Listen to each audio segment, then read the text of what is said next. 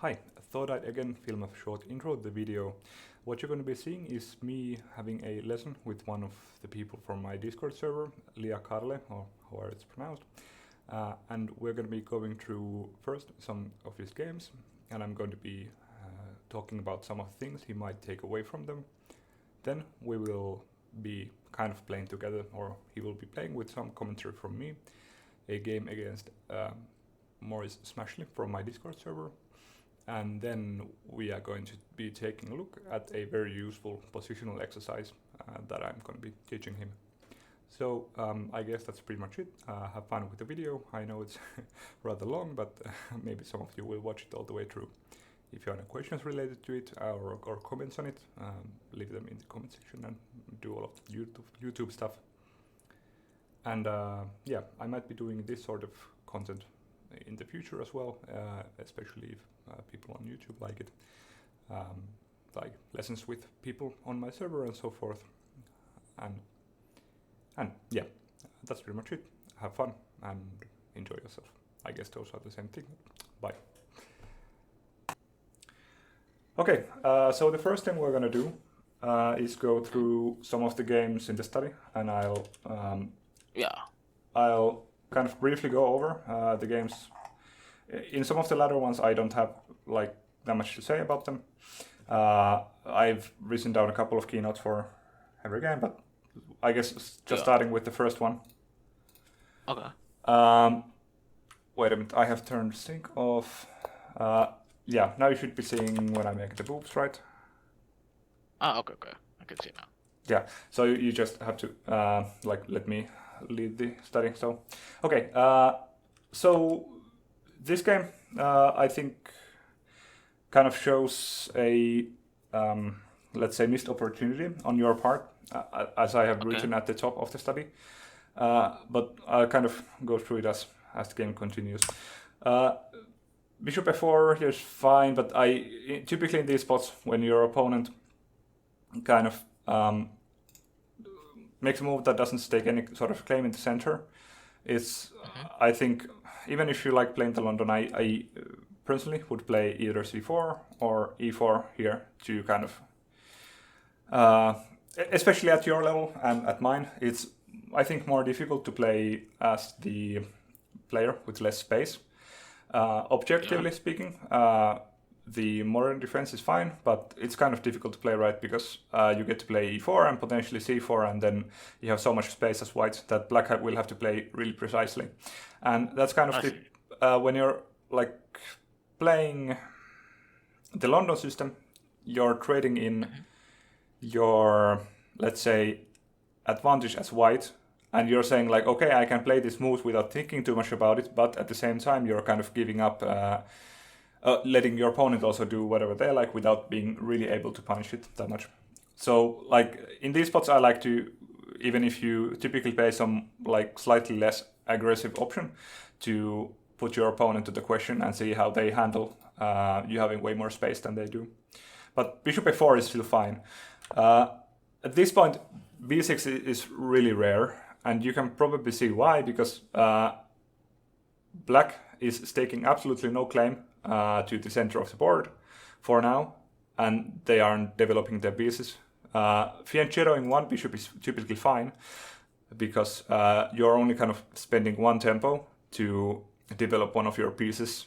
Like, of course, typically when you develop a bishop and you move either of your central pawns for that reason, you're kind of doing that move partially to control the center and partially to develop your bishop. Fianchettoing a bishop also takes kind of two moves to develop a bishop, right? But it's kind of weaker as far as central control goes, kind of.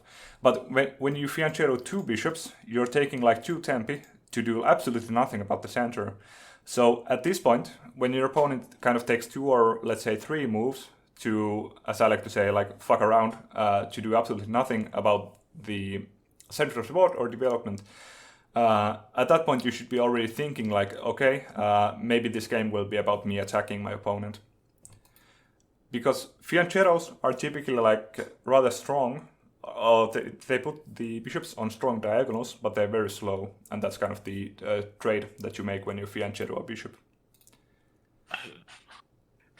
And with that in mind, I don't think e3 is a great move, because while it is typical move in the London system, it's like it's not a mistake Push in it the for the sense. center. No.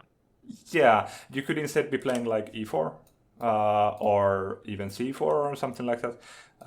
But this is more of a, in the same sense that the London isn't a bad opening in the sense that you get in the bad positions, you're kind of missing opportunities to give your opponent a chance to blunder, I guess, because you aren't like making generating problems for your opponent when you play something like the London. And this is kind of the same kind of mindset where you play e3 because it's a like okay move, but you could instead be playing e4 and saying, well, okay, you've spent 2 tempi on moving your pawns in the flank.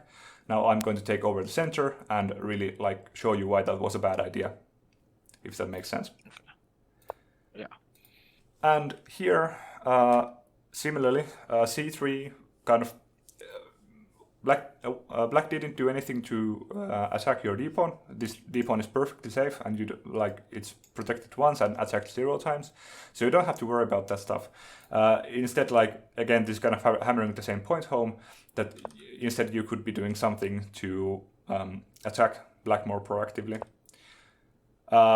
Then there are a lot of good moves here, I think, like knight f3, c4, even h4 could be a possibility, but that's probably way too committal, or bishop d3 or something. Well, not bishop d3, just opponent's rook, but you get the idea. Okay. But c3 here is, I think, too passive. It's not, again, like you're getting into a bad position, it's just like you could be getting into a better position if your opponent keeps playing like this. And a lot of the time when people play like this, fianchetto both of the bishops and so forth, they like to play for this weird super passive setups, and they won't be making like the best moves in the future either, which your opponent doesn't do. Knight h6 is kind of just weird, and puts the knight on a like awkward square where he will have to spend another turn to develop it. And one of the reasons why this is so poor is that now the bishop is kind of stuck defending it, and the knight doesn't do anything about e4 or d5, just as squares. Instead it's controlling g4 and f5, which are like, yes, they're squares, but they're not very important squares. Knight f3 is fine, bishop g7 is fine. This is okay. Here, now that black has committed to castle and king side, you could already, like, bishop to d3 is fine. You're kind of staring at this pawn right here, but this is fine developing move, I suppose. But instead you could be going already for h4 here, because you don't care about your king side safety when your opponent, well, of course you do care about it. But instead you could be launching an attack here and pushing this here, and then what is your opponent going to do? Well, if you take here, and then maybe you have some bishop sack ideas at some point. Overall, just if you get in h5 and so forth, your opponent's position will be weakened quite a bit. F5 is just like begging for it, because like he's weakening this pawn even further. Obviously, it's still supported by h7, but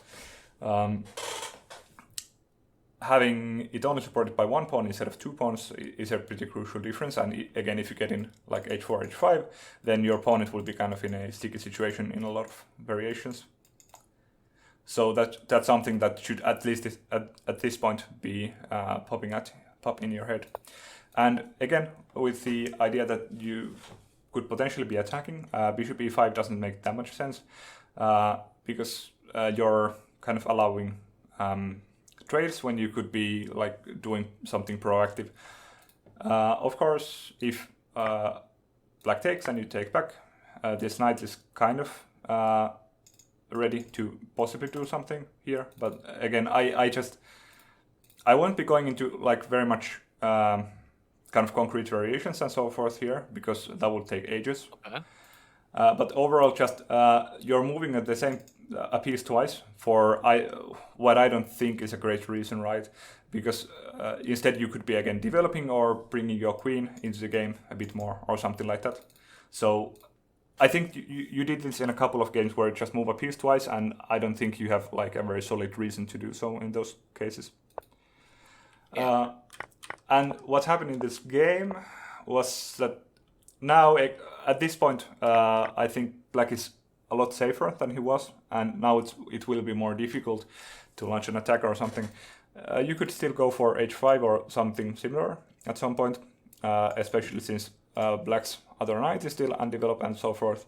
But now it will be a lot more difficult to get anything going. Maybe you could play e4 at some point, and then like if some trades happen, then your opponent's king will be more open. And I think this is some variation that I wrote down, and this is again, you don't have like anything super immediate here, but just long-term pressure towards the king side can be very strong, right? Okay. And what's happening in this game pretty much is that you allow trades, which is like, again, a kind of theme with this game.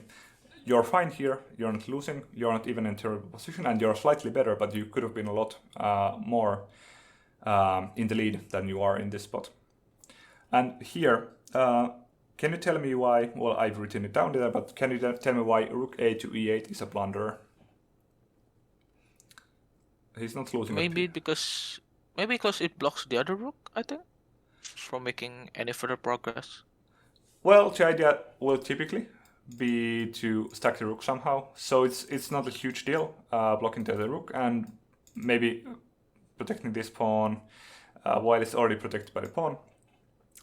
Just maybe this file, this f file, is also useful. So that's not really the issue here. The issue is that there's queen b7, and you can now see that there are a lot of weak pawns in black's position. And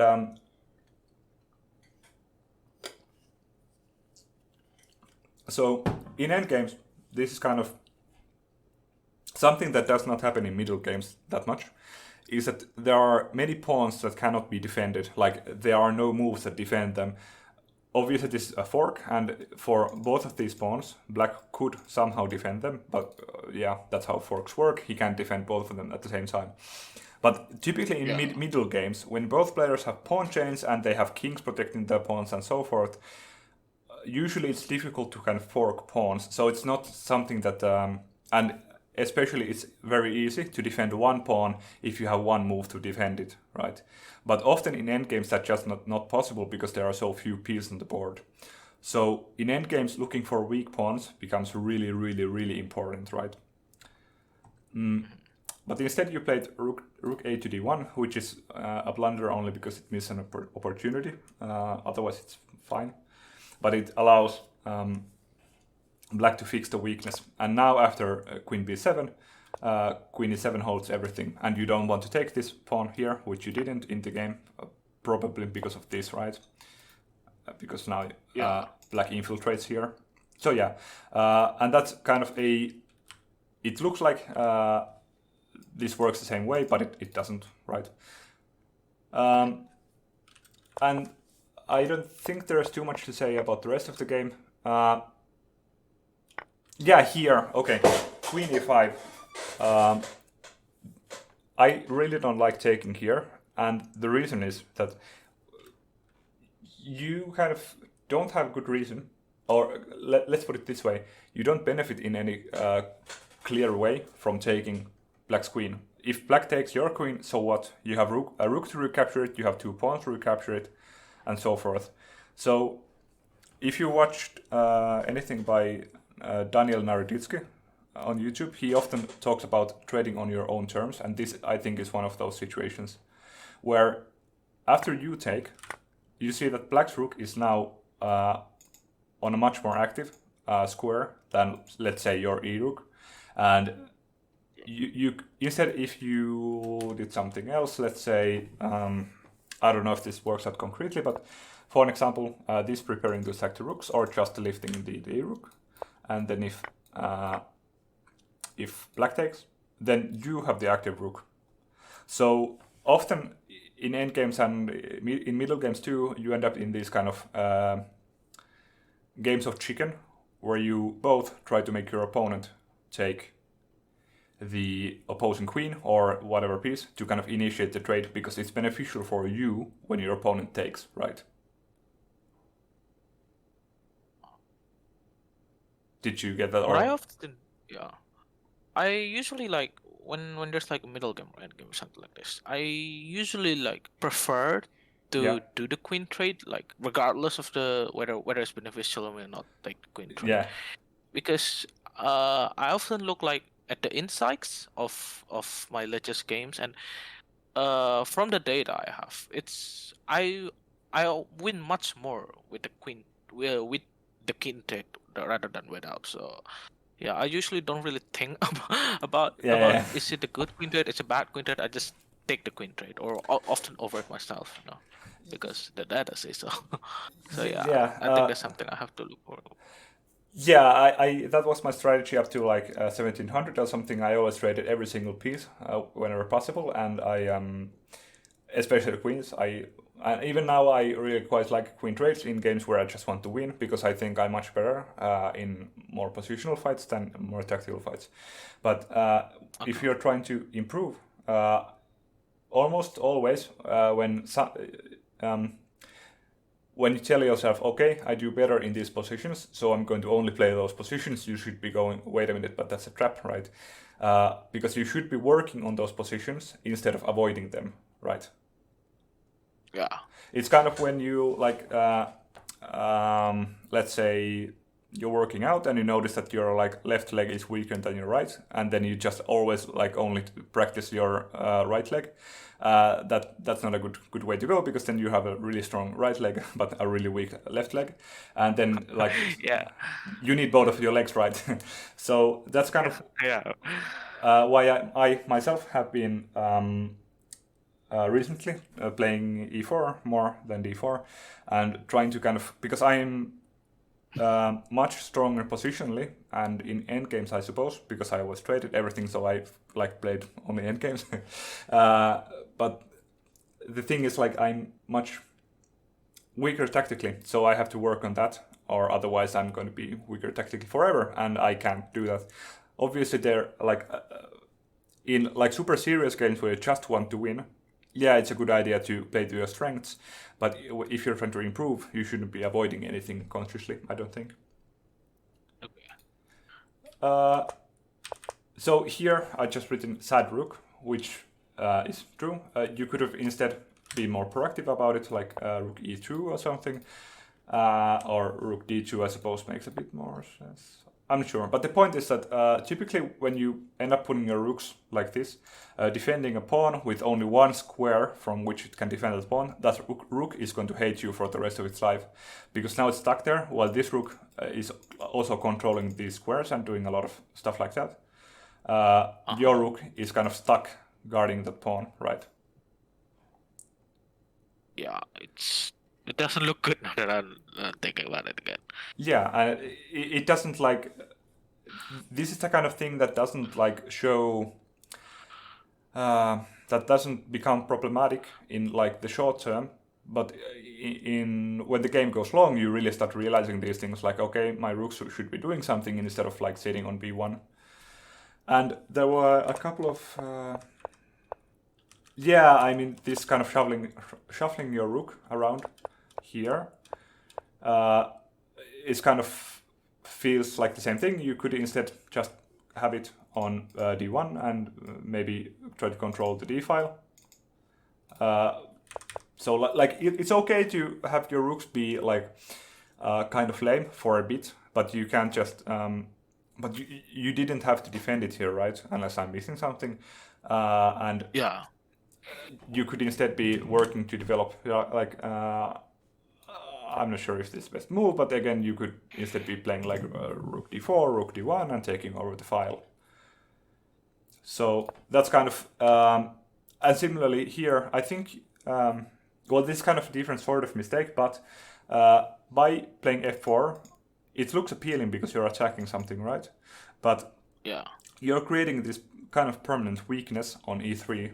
How are you going to get rid of that pawn? You could at some point push e4, but it's going to be difficult without losing the pawn.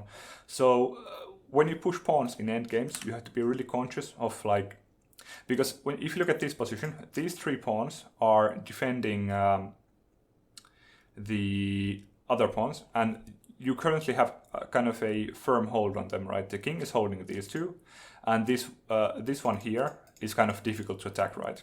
And you could play a rook e2 and rook d2 at some point if you really want to hold on to it.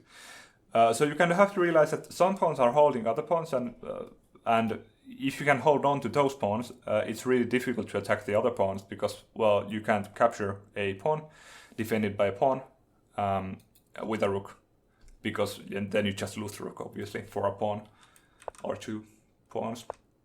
Yeah, and this kind of gets in that sort of awkward situation where now both of these rooks are staring at this pawn, and you have to keep your rook and king defending it.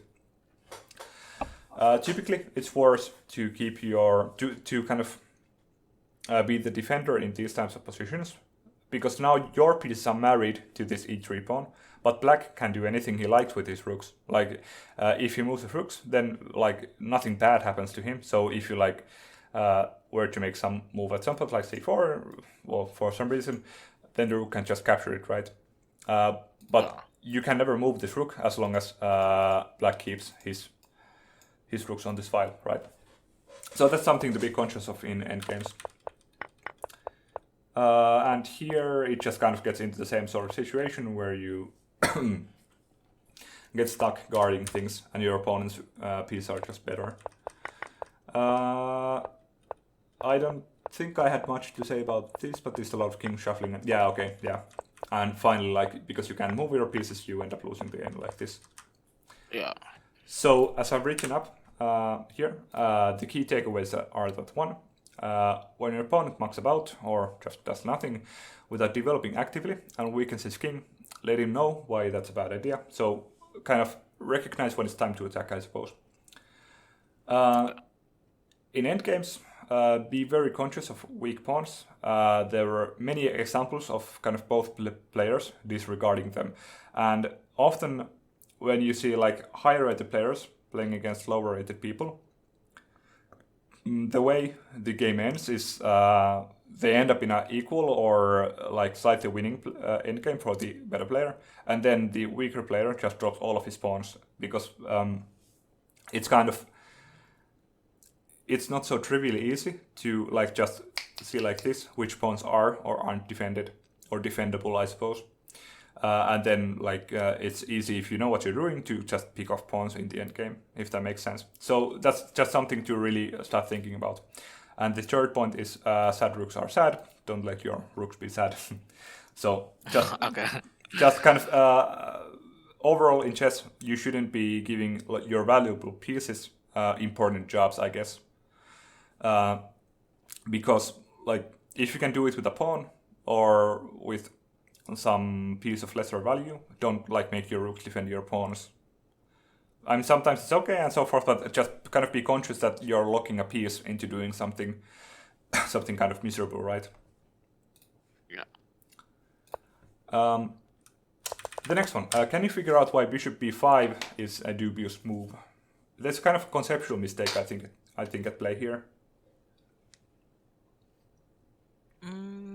Nothing immediately strikes my mind here. Let's put it this way. At this point, what is black's worst piece? That's one piece that is like really bad for black.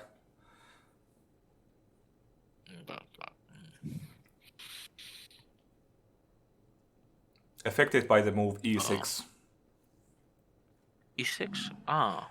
What does e6 do?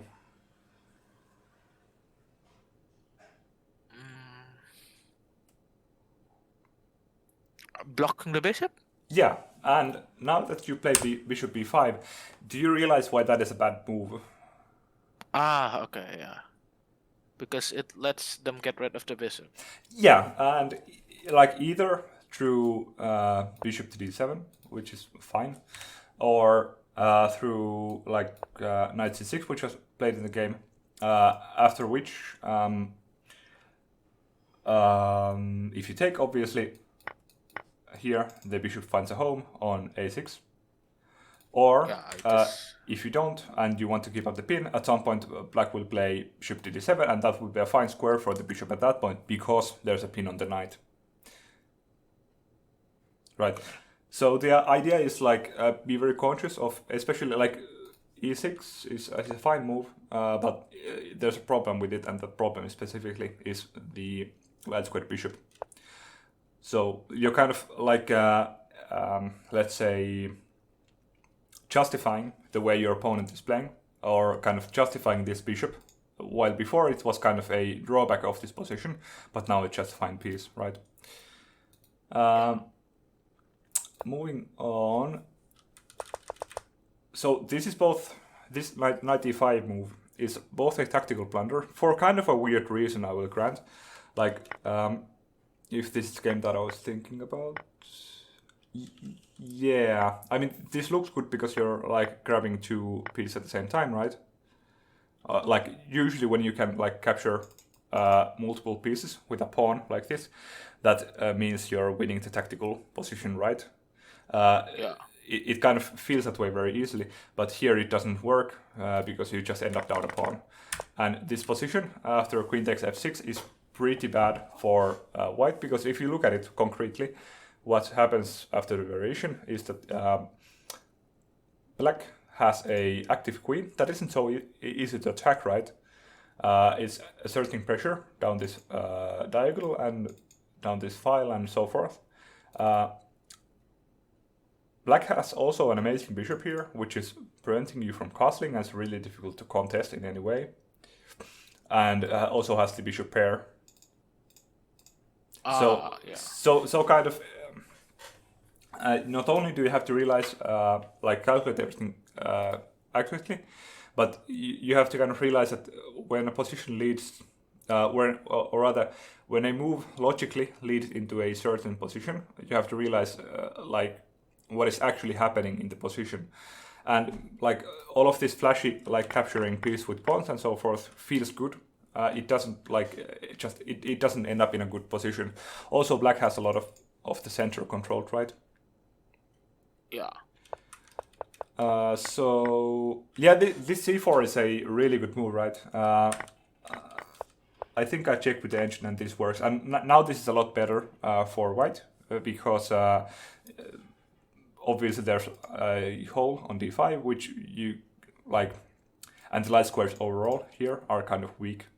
So there's like now a lot more play in the position, and without the pawn on d5, which like pawns really like being next to other pawns, right? So because before they controlled all these squares here,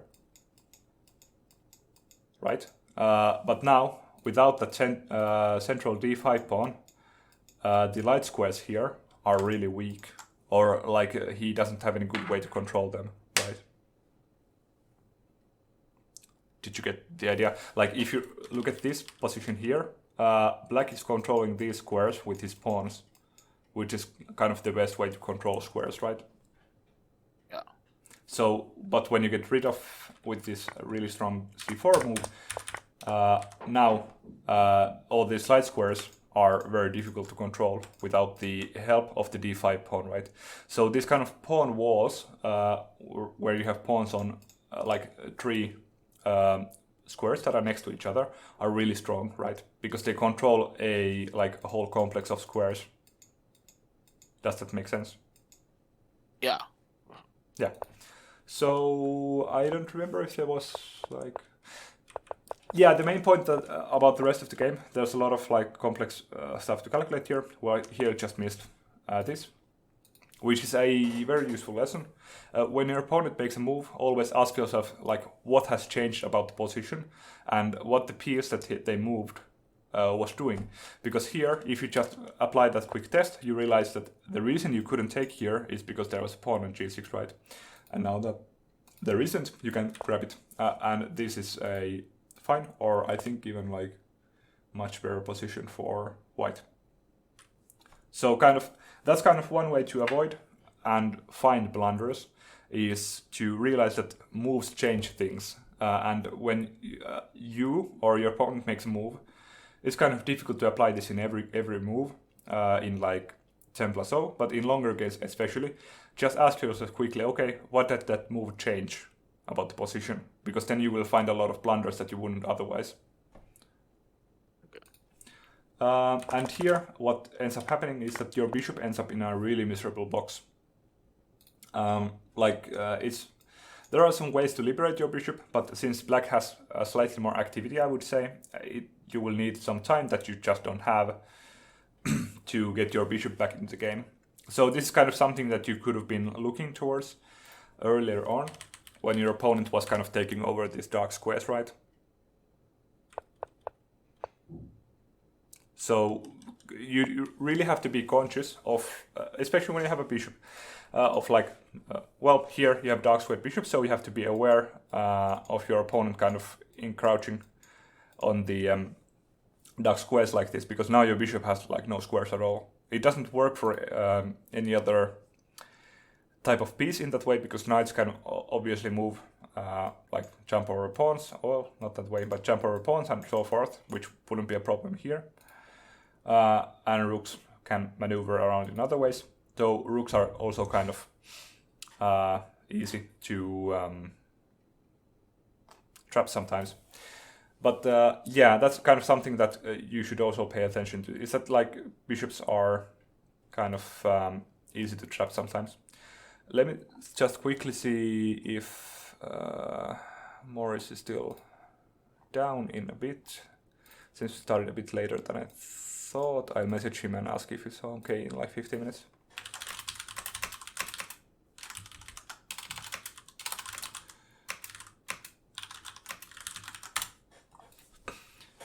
There, okay, and I guess that's most of what I had to say about this game.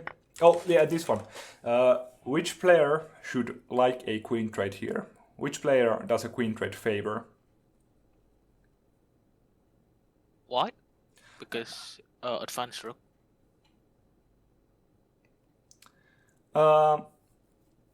Yeah, so that would be like conceptually true, but what happened in the game kind of shows you that now it's difficult for you to control this file because of this bishop. This bishop is really difficult to contest because you'd need to like spin your bishop around here. And this is a key technique in rook endgames of like plugging a file where the player with the bishop or knight or sometimes some other piece, but typically a bishop or knight that can be supported by a pawn, that player can kind of just slam it on the file, and then black can always decide to open the file by moving the bishop. But white will find it really difficult to kind of evict this bishop. So now kind of black controls this file. And it will be difficult for this rook, because it's kind of low on squares, right? You would have to do something like this to get it back in the game. Because this rook doesn't have that many squares, because this file is now rather difficult to use, right? So yeah, that's kind of a technique that you should be aware of, like plugging holes on files with minor pieces. But conceptually otherwise, do you think you should have offered the queen trade, and do you think black should have offered? Who does a queen trade favor here, if you look at the position overall? I'm pretty sure black is the one winning here. Yeah, black is definitely better.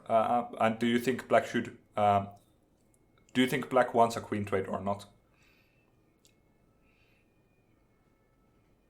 Because queen trades...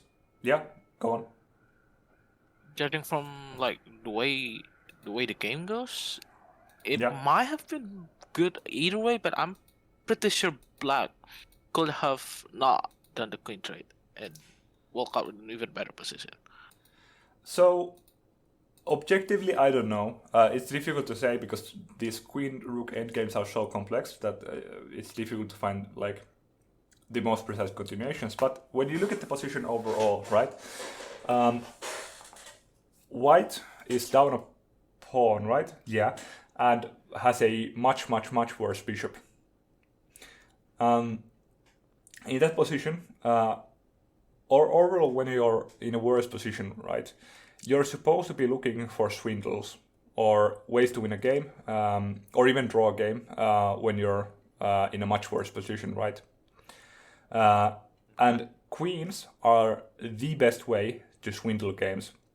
There are stuff like perpetual checks, right, which is just a draw, like surprising checkmates, forks, all of this stuff. Because queens can move to so many squares and from so far away, they are very, very difficult to predict accurately, right? So for a player in a position like this, if you don't get a lot of kind of mileage out of the queen trade, you should be kind of realizing that it probably favors black, right? Because you have to hope for tricks, because black is better here, and black isn't like very uncomfortable in any way. But you have to hope that black finds some way to plunder this game away, right? And the way to plunder games away is to keep is for your opponent to have a queen on the board, and to keep the game as complicated as possible. So, especially in like 10+0, you shouldn't be simplifying a game in this kind of a position, right? So that's kind of why I typically or generally don't think this queen trade favors you here, and I think it's generally speaking better for black. Okay. I drink some water real quick.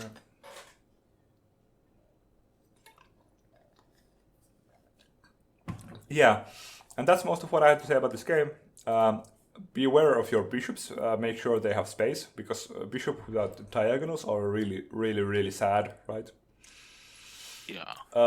Don't move your pieces twice in the opening without a good reason, because you're kind of just wasting time at that point, right? And there was some pin here. Wait a minute. Yeah, and that this pin isn't dangerous because black can support it in so many ways, and that you kind of give this light squared bishop a home when it didn't have a home before, right? So be aware of like how dangerous a pin is or isn't, and if it isn't, like ask yourself, what am I getting out of this pin? Should my bishop be on d3 or somewhere else, right? And moving on to the next game. If you have questions about what I say, at some point just stop me and ask away. I kind of I'm going to keep going. Otherwise, Okay. so yeah, Morris says he's good in like 10 minutes, and I asked, okay. And if you have some, like if you have to go at some point, just let me know beforehand, so we can kind of try to stuff the rest of the stuff I have prepared into the time we have left. And I'm going to be going through a couple of games here now quickly before you play against Maurice. But here, what's happened? This opening is the Baltic defense, which is a fine, if slightly dubious opening, as far as I know. But the point of this bishop is to take the knight over here, right? So that when white recaptures, you can then capture with the queen, because now this queen isn't so easy to attack. White cannot play this, because, well, you grab the rook, right? So either that or knight f6, which puts pressure on this pawn, which is almost impossible to defend. You can defend it with this, but then the difference is that now again you recapture with the queen, and now there is no knight to put on c3, right? Ah, okay. So bringing out queens is okay, but you have to be really sure that they're difficult to attack. That's why in the Scandinavian, which I'll show real quick in this one, typically the queen ends up on a5, and the reason is that it's really difficult to attack this queen here, right? You can do something like bishop to d2, which is an x-ray and so forth, but there's no immediate way to put so much pressure on this queen, right? And the queen has a lot of like potential squares on the 5th rank and so forth. Yeah. So that's kind of the really the question is, do you have a good reason to bring out your queen? A queen in the center that is difficult to contest can be really strong, but here obviously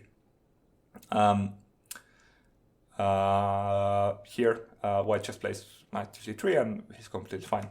And now I would really prefer queen d8 here. It feels stupid, I know, but your queen really shouldn't be doing like heavy lifting in the opening. So instead, like if you're going to a5 after bishop to d2 at some point, then you have this nasty x-ray against your queen, right? And then that's kind of how you end up losing the tactics, right? Because then there's a lot of stuff like, well, maybe then there's like knight d5 and some weird sacrifice on e7 or like just, you know. The point is that you're potentially giving your opponent a free move at some point with the knight, and that could be kind of creating tactics. So queen a5 feels a bit bad here, I guess.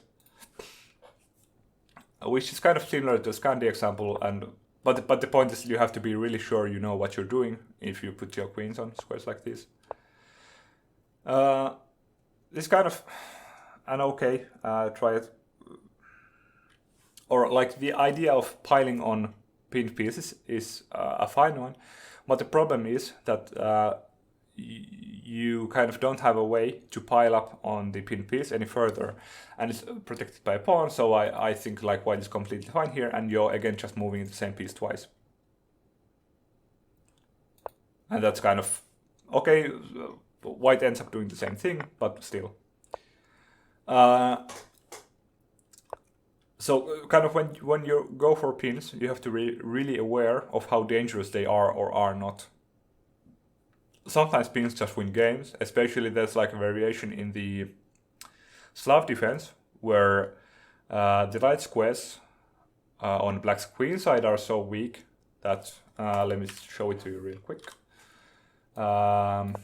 If I remember everything correctly, like this, it's super easy for black to get into trouble here, because now there's stuff like potentially like this, and then like these squares are super weak. There's e4 coming at some point, after which if black takes, then there's bishop to b5, and then black's light squares here are so weak that it's very difficult to defend. Just kind of as a point where like if the bishop is locked out and so forth, then sometimes it is dangerous. But in the game, what happened was that white was just completely fine, and you just kind of spend some tempi on that without a very good reason, right? And again, piling up on the pin doesn't really do much here, because the knight is already defended so many times, right? So here you could have played either knight c6 or bishop e7. Does all of this make sense?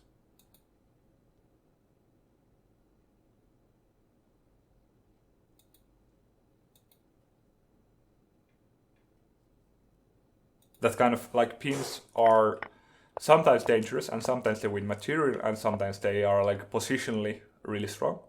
But here, like because you have no way to like win material or do anything concrete with the pin, it ends up being the case that this pin is really not so dangerous for white, right? Because after a3, which happened, you don't really have anything to, like, what are you going to do here? If you take, either a capture should be fine, right? And then, like, your queen is just kind of sitting there, sort of dorky. So, like, if you, like, go through a lot of effort to get a pin, you have to realize if the pin is dangerous or not. Because some pins just don't do very much, right? Okay. I don't know if that makes sense, but just kind of, I think it's common to kind of assume that a pin is dangerous, but pins often are not dangerous, and your opponent can just kind of move out of them, or and sometimes you just have no way to pile up on the pin piece. Sometimes, if there's a piece that is pinned to something valuable and you can attack it with a pawn, like if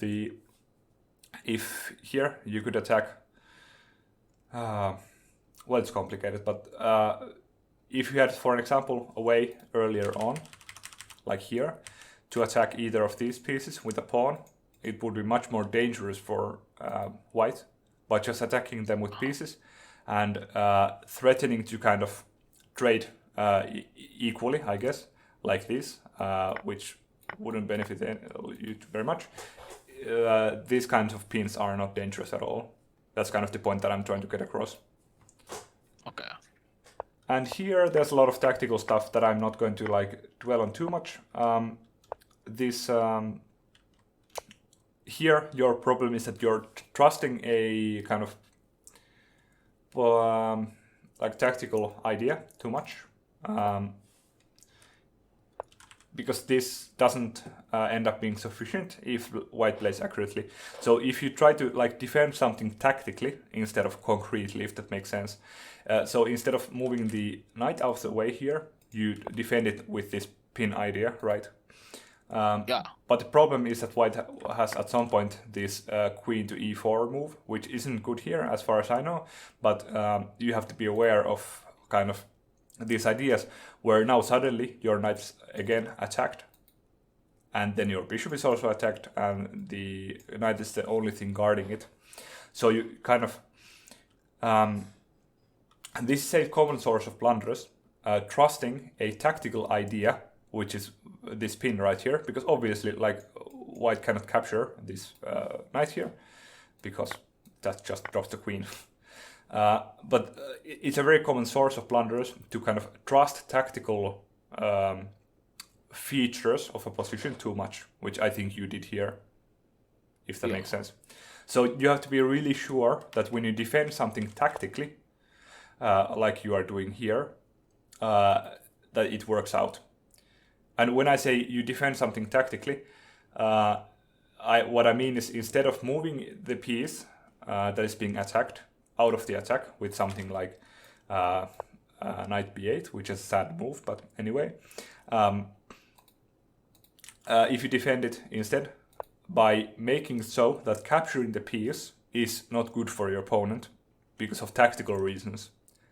That's kind of the difference between defending something concretely and defending something tactically.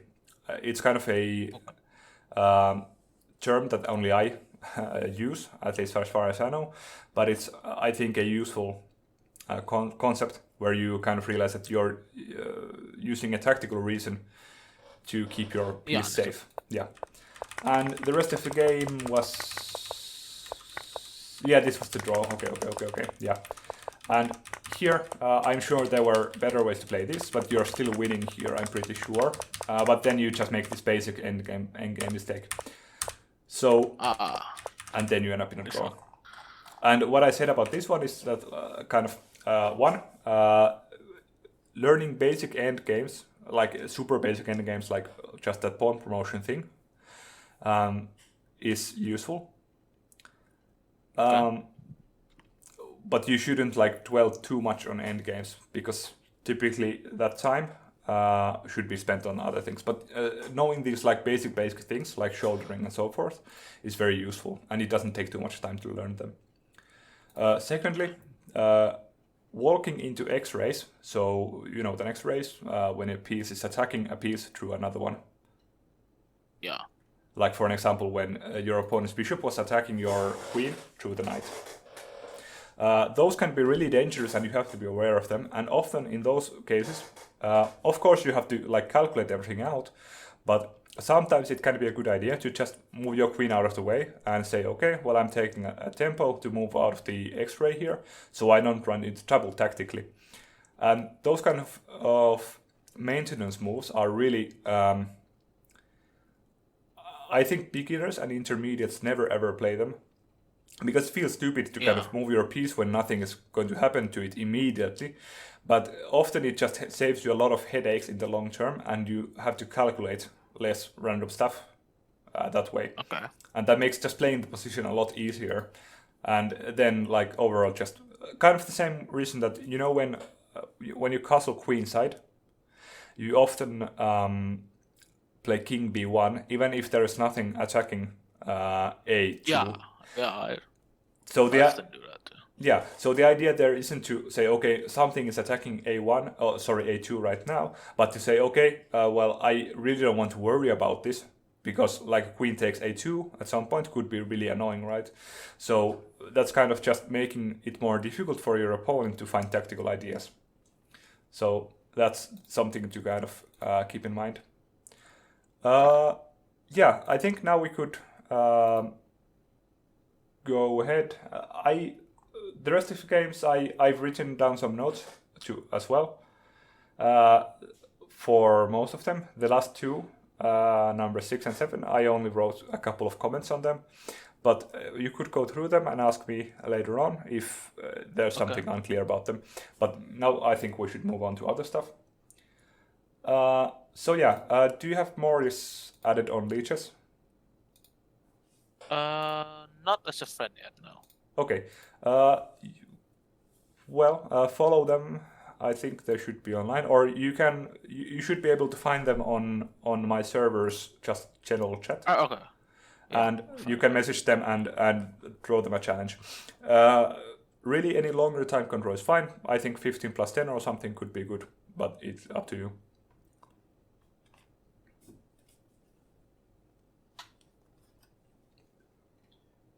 It's okay, but it's not online right now.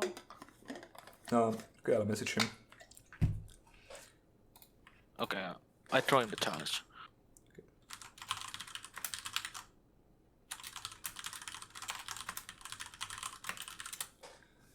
Yeah, just let me know when you accept it.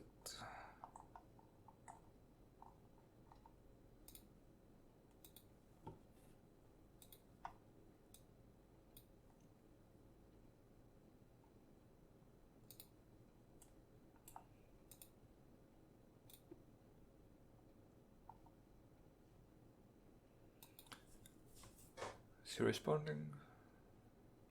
He said he should be good in... Yeah, okay, he's online now. Okay, no. Yeah, he accepted it.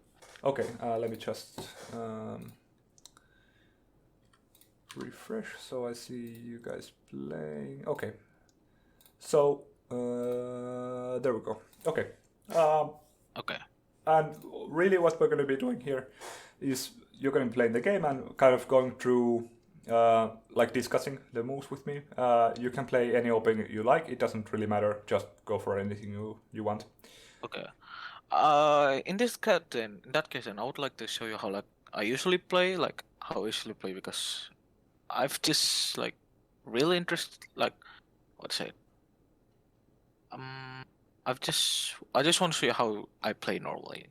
Yeah. Okay. So here you would usually play bishop a4, right? You can play bishop a4, or the main move typically is c4. Okay. And yeah.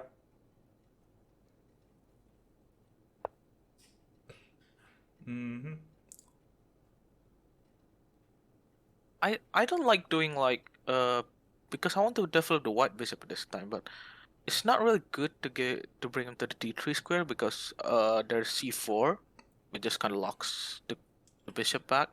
Well, it's kind of more complicated than that, right? The thing is, often after c4, you can play bishop e2 or something, and then the pawn on c4 becomes a weakness, right? Because you can play b3 and try to undermine so forth. Here you can keep developing in any way you really like. I wouldn't be too afraid of bishop to d3 c4. So, but I think any developing move will do okay here. Okay.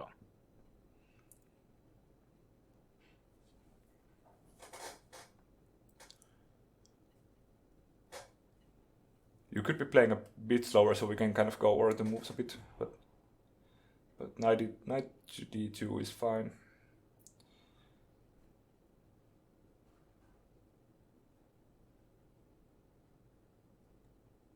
But that's kind of typically pushing pawns kind of feels good in the kind of short term, but typically if you push your pawns to the 4th or 5th rank, or like 5th rank as white or 4th rank as black, typically they become very difficult to maintain, right? So okay, so this is kind of a position that was in well, not this exact position, but a situation that was in one of your games. So you have a couple of ways to defend the pawn here, right? And the question is like, do you think you have to defend the pawn? Because I probably would, but you can also consider just saying, okay, well, if my pawn wants to take the pawn, they can take it, and then you can play like rook b1 maybe. Here it's probably not that good to do that, but yeah. So how would you like to kind of continue here? What would be your move? I'll probably just shut out the immediate trap. Well, it's not dropped so far, so much here. He's probably not going to take, but yeah, rook b1 seems fine to me. b3 is kind of awkward because then your c pawn could be weak for a lot of the game, because like maybe you push c4, but it's not so easy to do that. Okay, and here, what would you like to be playing?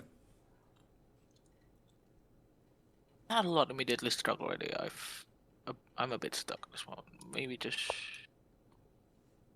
Yeah, that seems good. But remember, this is 15 plus 10, so you have quite a bit of time. Okay. Yeah, and here is kind of a issue with the way that food developed, because there are now how many attackers on d4?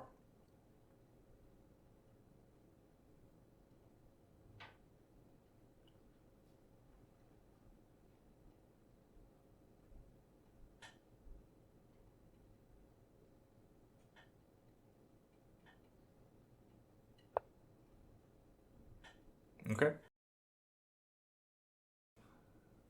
Gambit, I suppose. You could also have played like... I wonder if like knight to b3 would have made sense. But anyway. So here, since you're kind of giving up a pawn, you have to realize if you're getting like anything in return, I guess, and to try to play for your strengths now. Because when you're down in material, okay, what should you recapture here with? Well, okay. Don't play so quickly, we have time, it's 15 plus 10. Oh, okay, sorry. So we can kind of discuss the moves, so that's kind of why we're doing this live, instead of as just another game to analyze, I guess. Okay, and this is kind of an interesting position, because now obviously that pawn on d4 is very weak, but and you could try to find ways to win it. And do you find any?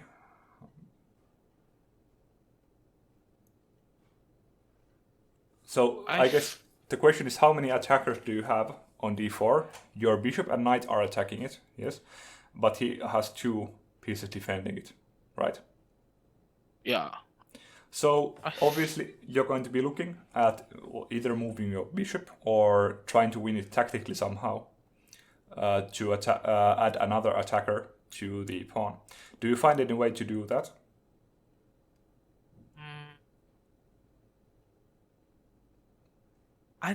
I'm not sure I can add something to attack to it, but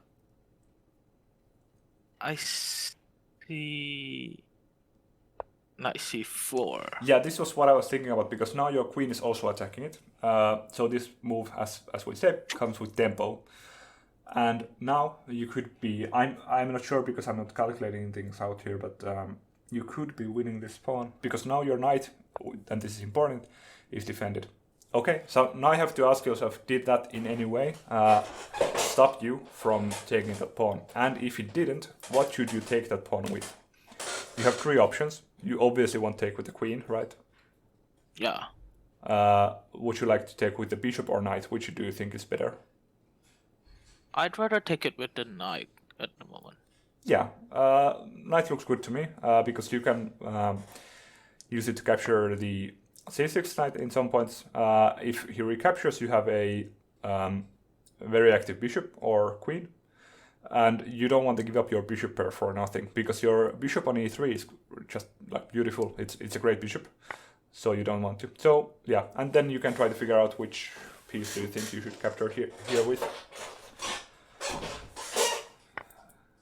Okay, again, you could be playing just a bit slower, so we can kind of go through the moves a bit more. But bishop takes and queen takes were both fine, I think. So okay, this is kind of that sort of position where I don't think there is like something super obvious to be doing. So you could start thinking like, okay, what is my plan going to be?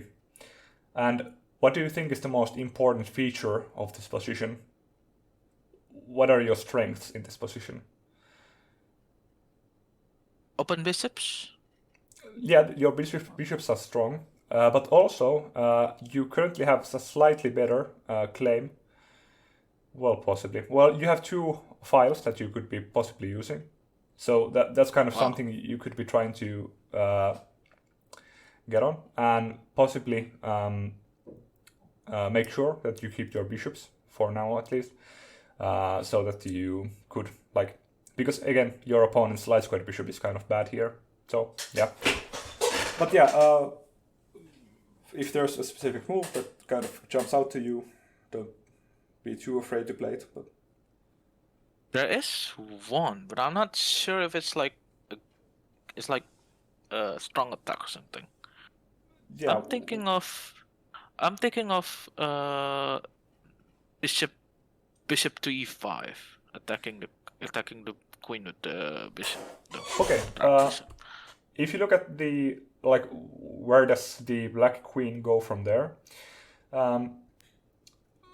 The queen has at least the squares on the c file, right? c6 and c5, and then you just kind of have to figure out if your opponent's queen moving there is good or bad for you, or like if you can find something else there.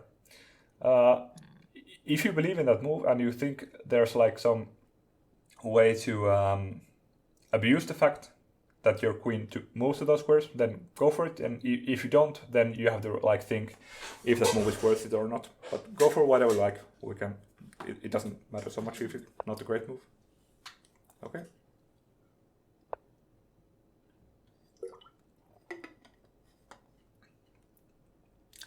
Where will your opponent's right squared bishop be developing? What is the square that your opponent's right squared bishop wants to go to? b2. Rather b7, I'm right? sure. Sorry, b7, yeah. Yeah. Okay. But so that's potentially a strong square for the opposing bishop. You don't necessarily have to do anything about that, but that's something you could be keeping in mind at this point. And also, the action on the d file is going to be something very important, right? Yeah. Because your opponent might play rook d8 at some point, and you have to realize, like, you have to know if it's dangerous for you or not. And if your opponent played rook d8 right now, would that be dangerous or not?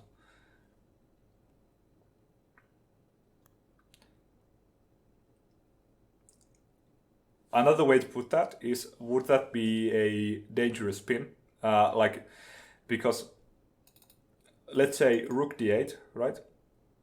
Yeah. You can't move your queen. Queen c2 and you drop the bishop, right? Okay. And you can't move the bishop, so you would have to defend it with c3, and then there's like well, there isn't immediately, but then there could be something with e5. And the point is that you have to realize there's kind of a bit of tactical danger there, right? So you have to be proactive about solving that problem before it becomes a big problem, right? Yeah. So I guess that's a really important feature of the position right now. So try to find a move that like takes that into account, if that makes sense. Because I think rook d8 would be really annoying right now. I'd rather just bring the queen out, and if d8 happens, maybe try to move the queen to c3, which is I think is rather safe from this angle. Okay. Not. It's possible there's something there, but try to find the square that you think is the best for your queen and the most difficult to attack random stuff. So yeah, just play your move, whichever you find. But this is kind of important tactically, right? Not to blunder here.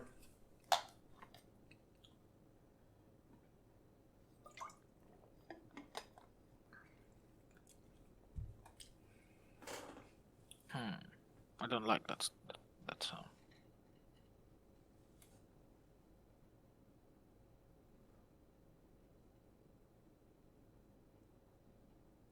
There's also the option of, again, bishop e5, right?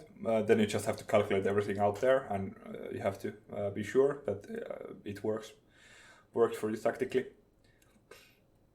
Because counter-attacking is also an opportunity, or like a possibility when your pieces get attacked. But yeah. Yeah. C3 doesn't look interesting now anymore. There's a bit of a threat, and I'm sure he will try to like capitulate if I do that. Yeah. I'm gonna move it. Yeah. And now you obviously have to be aware of possible like knight moves that attack. He can't attack it with the bishop because simply bishop takes c5, right? If he plays bishop c5, but Yeah. he could attack it with either knight d5 or knight g. Okay, so now you're kind of safe for now, or you have a move to move your bishop out of the way if you want to. And the question is, do you want to? And if you do want to, where do you want to move it? What would be a nice square for your bishop? You can also do something else, I think, but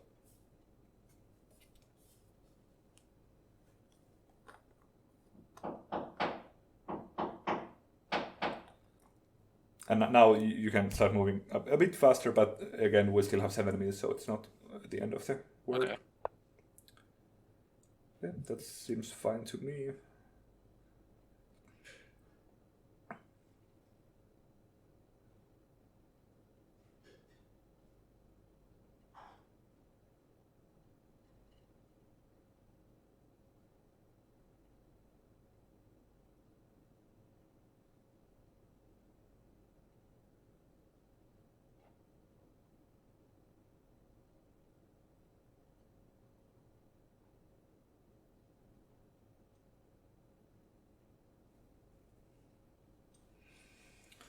Thinking. Why did he play b6? You can probably figure out why. He wants to do what? Can you repeat that? Why did your opponent play b6? Opening the bishop. Yeah. Away from the bishop, right? So now you can kind of have to. Well, you don't have to, but it's a good idea to be aware of the diagonal where your opponent might want to put your bishop. But you also have to realize that right now, as you can see, your bishop is the only thing guarding that knight, right? Your c4 knight would be hanging otherwise. So you could do something about that first and then prepare to put your bishop on the diagonal or something like that. Or you could do something else here. There's a tactical idea that I think works. Look at your opponent's queen and rook.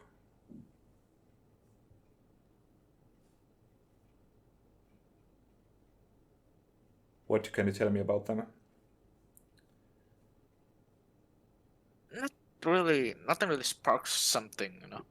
Well, if you look at the diagonal from a8 to h1. Okay. We've talked about putting a bishop there, right? And now you see that your opponent's queen and rook are on that diagonal, right? Oh. Yeah. So you have to calculate if it works, because obviously if you put your bishop on, let's say, f3, and your opponent takes your knight, and then you take their rook, how does it work out concretely? You have to calculate that out. Otherwise, you could be in hot water, but that's a tactical idea that you should be aware of here, right? I think this would be looking like a loss of another pawn, so I'm gonna go ahead now. Okay. Okay. So he had this move. A bit of a left field. Yeah. Let's see. So you could have handled that by taking on f6 first. So now you have to be aware that he's attacking your queen, but you're also attacking his queen through the knight.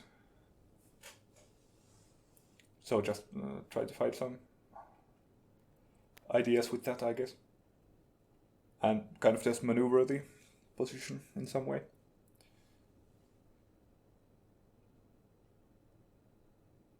Obviously, the d file is really not a good idea for the queen right now because the rook x-ray. Yeah. I'll probably keep it there. Okay, it's interesting. I didn't consider that, but it looks playable. Yeah. Okay. Can just kind of keep going. There are a lot of tactical ideas here that could be very interesting. Not gonna have expected the bishop to move there already. Is it strong enough, the queen there? I wonder. It's a good question.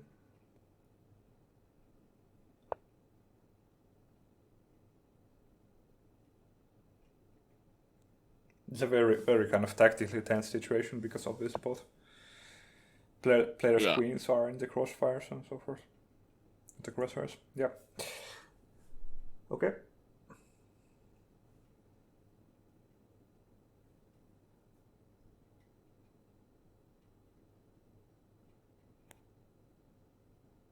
So what did that move do? Why did your opponent put his rook on c8? There's something very concrete that it does. It attacks something, right? Like the surface level is obviously the knight, but I think it's also pushing throughout the c file as well, the cd file as well. It's attacking your knight again, right? So now I have only one defender on your knight, but there are two attackers, right? Yeah. So that's a problem. So you have to do something about that. But now you have to kind of pick up the pace a bit because there's only 3 minutes left on the clock. Yeah, that's, I think, a good move. I didn't calculate everything out, but I thought that looked promising.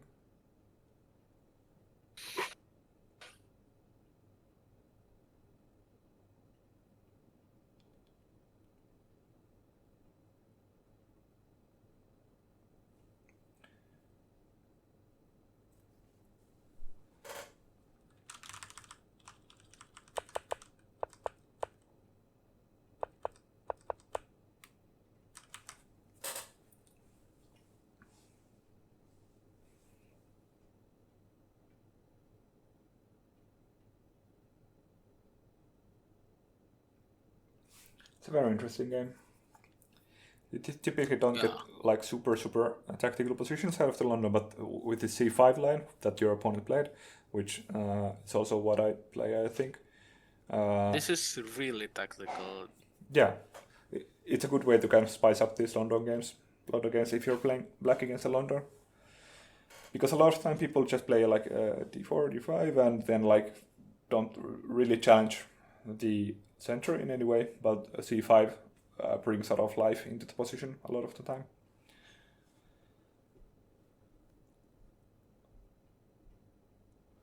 I was thinking, and while your opponent is thinking, it's often a good idea to also try to figure out what your move should be, and kind of what your opponent is likely to do next. I'm pretty sure the knight's not gonna take like the knight break because I can take with the queen, opening the bishop attack on the queen. Yeah. And if knight takes, queen takes, and the queen moves somewhere, I suppose we want the bishop. Yeah, and the problem is that the queen doesn't have a square where it defends the bishop and isn't attacked, right? Because d7 there's rook attacking it, and on c7 there's the bishop attacking it. So it's a very complicated position. This is a lot of fun. But yeah, as his name implies, Morris smashily likes to play in a very active and tactical manner. So he's that sort of player. But beyond the whole knight thing, I'm not sure what will black do and what will I do. Yeah. Yeah, it's not so clear. Although if the knight didn't cover c2, I wonder if there was like some knight queen takes c2 idea, but I don't think so. They can also, in these positions, they can be like really stupid looking but really strong moves that end up like being very strong, I guess. Sometimes in these positions there's moves like, I'm not saying it works here, but like f6 that sometimes like do a lot of things. Or sometimes you just want to stack your rooks here and kind of say that the position is kind of stable for now. If you get an extra turn here, what would you do? That's also one way to kind of spend the time on your opponent's turn, because often when you think like that, when you say, okay, if I had an extra turn, what would I do? You tend to find moves that you wouldn't otherwise, I guess. And if you like, for an example, if you realize that for some stupid reason, queen takes h7 was checkmate, or which it isn't, but and then you realize, okay, my opponent could prevent it with g6, but then your opponent plays something like knight b4. This is all complete bullshit what I'm saying here, but the idea is that sometimes you can use that to find moves while your opponent is thinking, and when your opponent makes their move, you see, okay, that doesn't do anything about the position that I was, or the idea that I was just thinking about. So that can sometimes be very useful. But yeah, he's been thinking for a while here. Okay, that's interesting. Obviously attack the queen, and your queen doesn't have like that many squares to go to, so you kind of have to start looking for those. Or other ideas if you think there's something tactical, tactical to be found.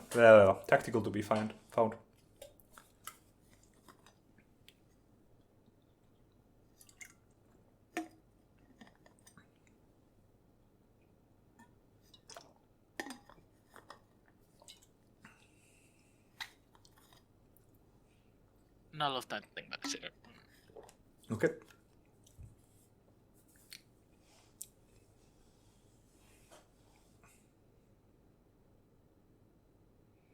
Then you just kind of have to start looking for squares for your queen.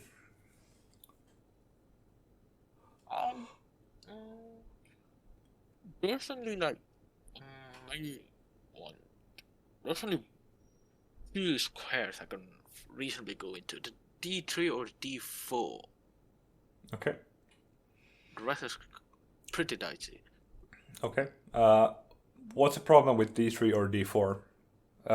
There's obviously, as I said before, the knight could move out of the way. But if the knight moves out of the way, you can take his queen, right? After taking the rook. Both are equally risky to the rook X-ray, but yeah.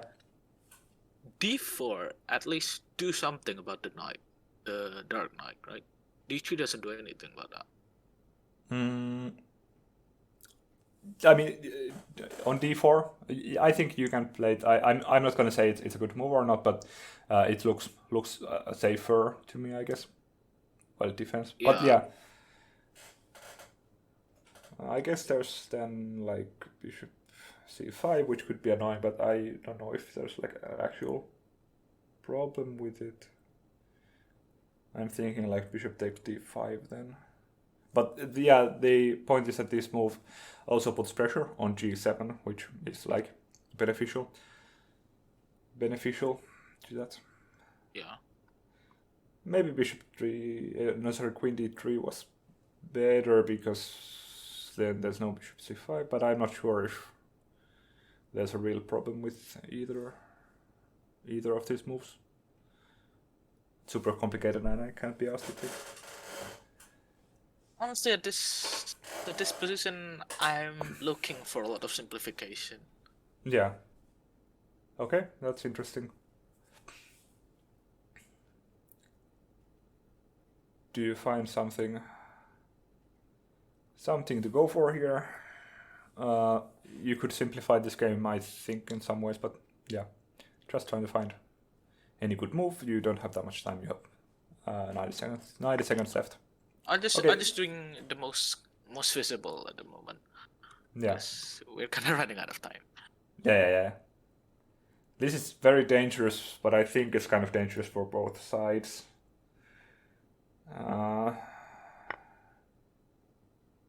Okay. What I have to be, yeah. Okay. You have to move your queen, right? Yeah.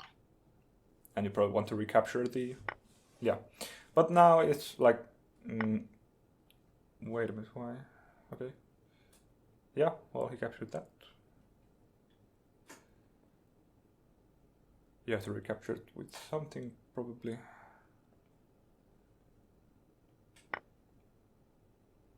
I was probably gonna take your bishop. You can already start thinking about that. Okay. And now you could maybe start thinking like, okay, do I have something, some way to kind of abuse the fact that his king is sort of in the open? I don't know if there is, but that's kind of what you have to look for in this position.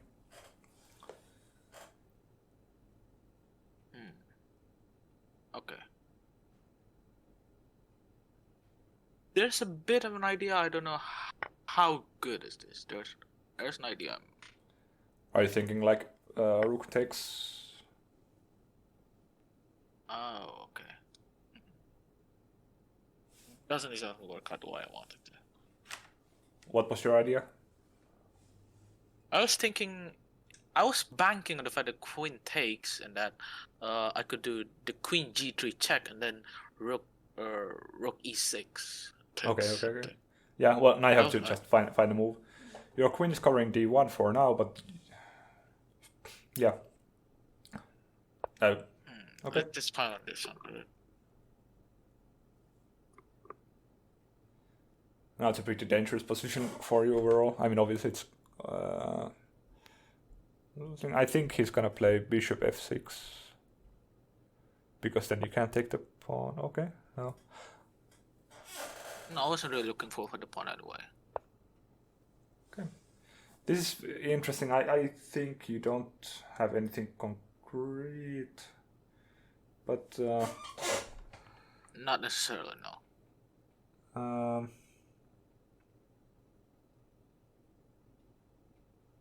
Oh, this is interesting now. Okay, well, that's a good move from him. Okay. Try to find some continuation and not to get checkmated.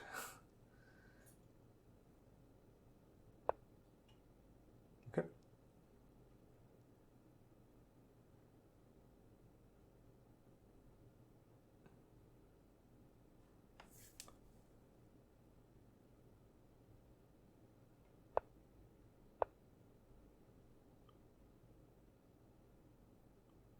I have to go for counterplay, I think. Well, I guess you can also try to cover the... But I think it's much more likely to get you something if you go for counterplay here. Which isn't easy to find here, but... Okay. Now you don't have any checks either, so... Well, now g1 is safe for the rook. Oh, all that, I guess.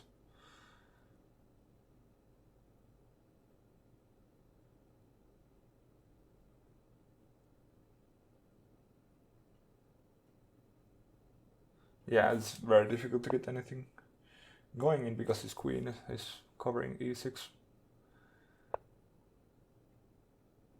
Yeah, it's a good practical move, I guess.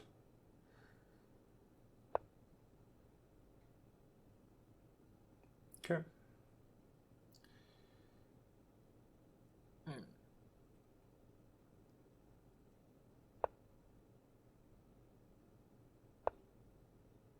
Okay, that's...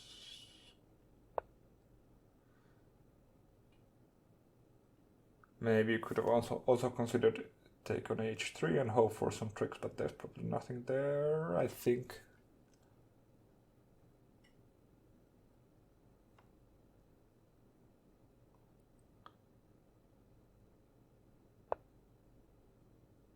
Okay. Ah, I see his idea. Okay.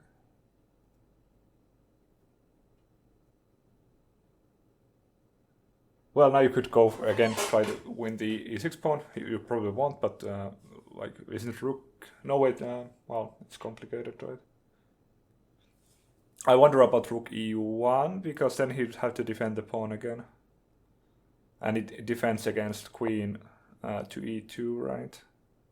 Yeah. I could be completely wrong, but that's what I want to say intuitively. Kind of, usually it's a good idea to give your opponent a chance to plunder. Wait, no, it doesn't defend against queen to e2 because there's...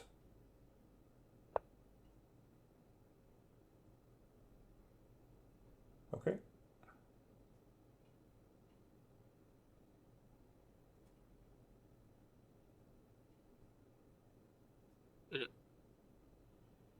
Now I have to find just some move to stay alive.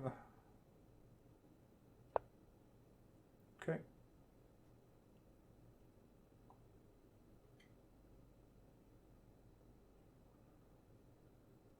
Now it's not so, like, I wonder, I mean, he can win in a lot of ways, but it will take a bit more time than before, I think.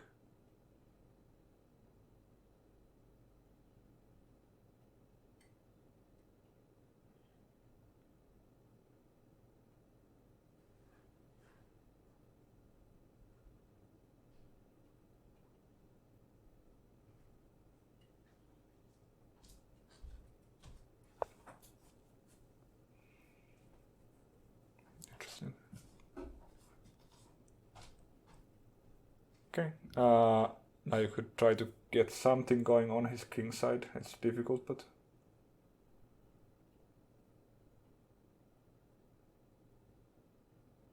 You have to make a move. The white diagonal is a bit more open. Yeah. I mean, his king is very safe there, which is kind of the problem in this position. And now he has queen e2, which I think is winning. Because both queen takes h2 and queen g2. That's a creative way to do it, I guess. Queen f3 looks good, right? Okay, timed out. Ah, okay. Yeah. Yeah, the idea here was obviously... let's see if that changes things. Yeah, it does. Wait, was I... Okay. Here at the end, I would maybe have played... No, wait, that loses also. I would have played queen f3 maybe, but then, like, after queen takes, rook takes, he has rook d1, which is checkmate in 2. Okay, it was an interesting game. Yeah, there's a lot to say definitely about this one. Yeah. It's a bit of left field for me. Very tactical, like very precise kind of tactical play. I added to the study. You could join the study now. And I have to change my scene. There we go.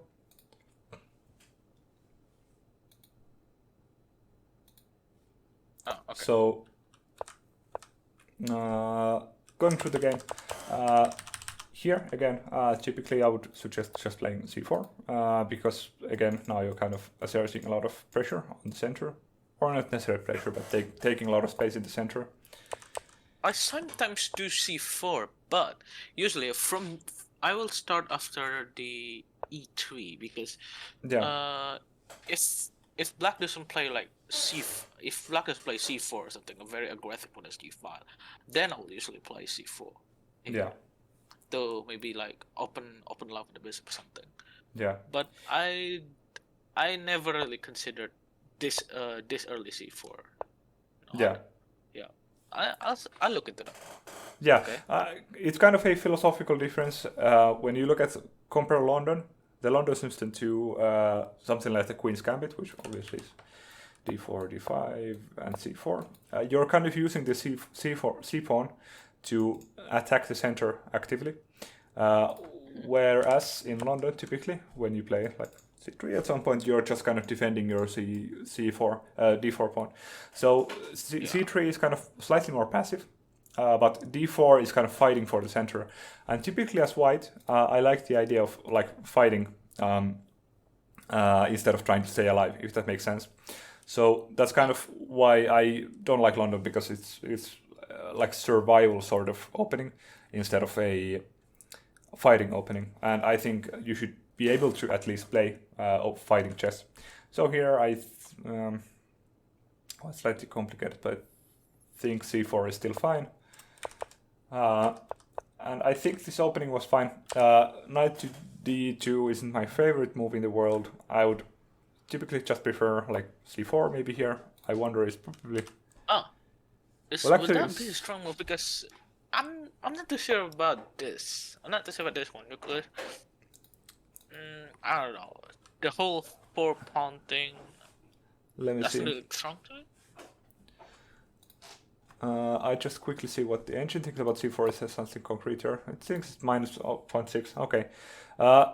But in these kind of positions, I would typically like play c4. I know this kind of structure looks kind of silly, but you get really tactical positions here. Your opponent obviously doesn't want to take because of this, right? I don't think there's any reason not to take back. And like you aren't doing anything about... like you aren't covering this pawn with if you aren't playing c3 here, right? Either. So you're not kind of playing c4. Like these pawn clumps look a bit silly, but it's completely fine, I think. Objectively, I again looks like in masters level games, people don't really play c4 in this position, but I think it's fine practically. But the main point is I think you should be kind of looking to get tactical and active positions so that you learn to play them well. And here the issue was that now there were before as well, but that there were just too many attackers on d4, so maybe c3 would have been a good idea at some point. But here now I think this position is actually, practically speaking, slightly better for white, because well obviously won the pawn back here because of this move, which I think is a mistake by black. So here I think you're better in this position. But not really any immediate way to like quickly an advantage, isn't it? Yeah.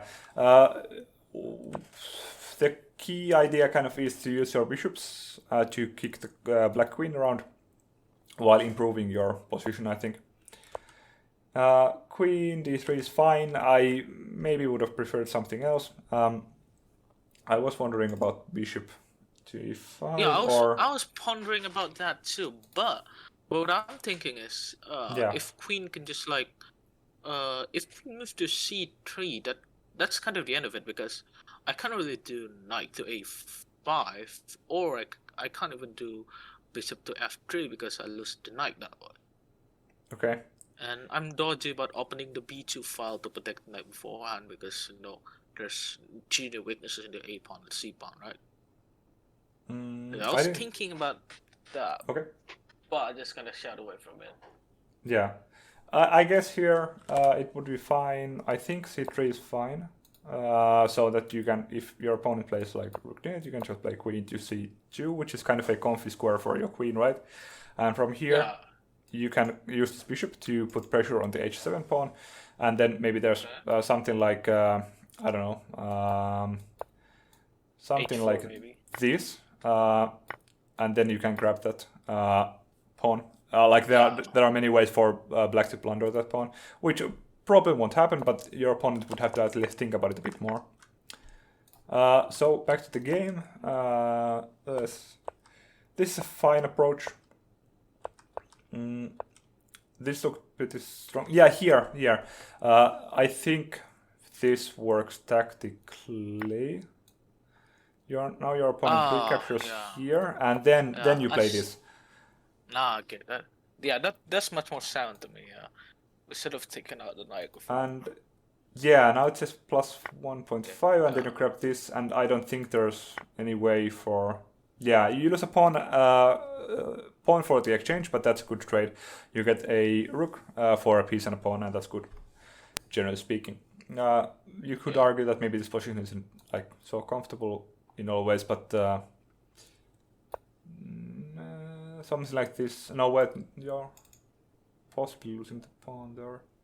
Well, the point being that now you can like take over this file and possibly, and I think this is better for white now. Yeah. But yeah, even here I think you're fine. Here I was wondering about something silly like knight takes, which doesn't. What would that run? So it's probably not good, but the idea would be to kind of say, okay, the knight is pinned for now at least to the queen, and you could possibly, like this is probably just horrible, but there could be some ideas like this where you sack another piece on f7 and then you have like some idea with rook takes e7. I don't think it's good. I just, this is something that I was thinking of because there's a lot of tension on the e file, right? Yeah. And you kind of would like to get your queen out of the way and have your opponent be the only one who is in a pin, right? Yeah. So that's just one idea that I was thinking about. Another thing, there was something else here. Would d3 here have been better? That's what I'm interested. It's because possible. we obviously played d4 in this scenario, right? Yeah. Would d3 have been better? I see about this one idea I had first. Like, this looks stupid because this, but then you have this. And then when the king moves, you can take here. And then after recapturing... It's clear advantage. Yeah, it's a clear advantage in our way. And then you have to take like this, and... Wait, but then you have to watch out for back rank mate. Because you can't do this, because then it's just checkmate. But this was an interesting idea, I thought, that you could go for. And it's kind of easy to mess it up as black. But so queen d3, the difference obviously that these knight moves here attack the queen. And I wonder if there's anything, but then if your opponent plays this, obviously you can take there. Yeah. And it's complicated. This kind of just concrete calculation that you should look into. I don't think it's like that instructive to look into it too much right now, but no, this is a very, very important spot.